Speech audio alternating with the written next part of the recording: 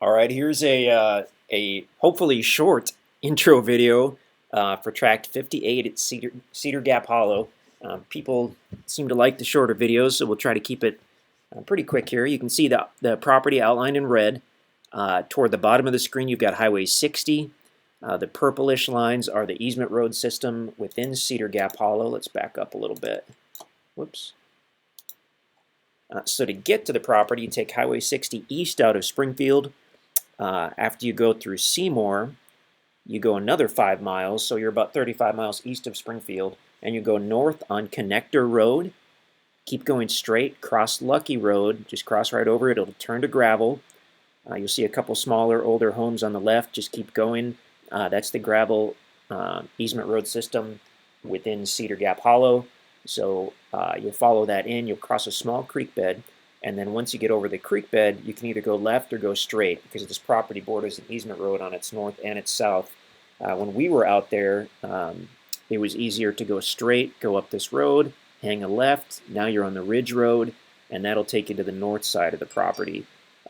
We drove to the north and the south side when we were out there, but I believe it was the south side where we almost had to use four-wheel drive. There were some soft spots.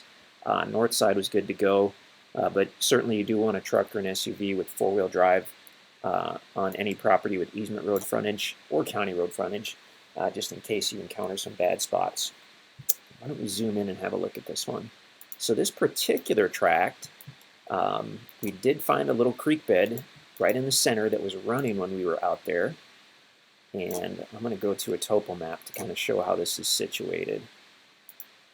Okay, topos can be confusing. This is just indicating that it's the highest on the north and the south, and it slopes down toward the center. There's actually a valley that crosses directly through the center of the property, and that's where we located that cool little creek bed, which was running when we were out there. And we even found a little spring coming out of the hillside feeding the creek bed. But safe bet that those are seasonal or wet weather and probably don't run all year, especially in the summertime when it gets potentially pretty dry. When we were out there and it was running, it had been about 2 or 3 days since it had rained. And so we were pretty confident that it wasn't just surface runoff, it was some kind of spring-fed creek that was going. But again, it's probably not a year-round creek bed, so please don't count on that for your water source. As we look at the tracts, definitely check out the drone video because we have a pretty good flyover. I think we're parked at the north side and we do a flyover. You're in our mind, the best potential building site is this area right here. So you're sloping down as you get off the northern easement road. This actually has a measurement tool on it. And you go down, looks like about 100, 150 feet. And you've got an area where it kind of naturally flattens out a little bit. That potentially could be, if we were choosing a site, that's probably where, but I mean, you have other options as well. You could get closer to that creek bed. You could be overlooking that creek bed. I mean, you do have a lot of options. You've got setbacks from the roads to be aware of, but this is a homesteader-friendly tract, so you've got a lot of freedom as far as what you can do out here.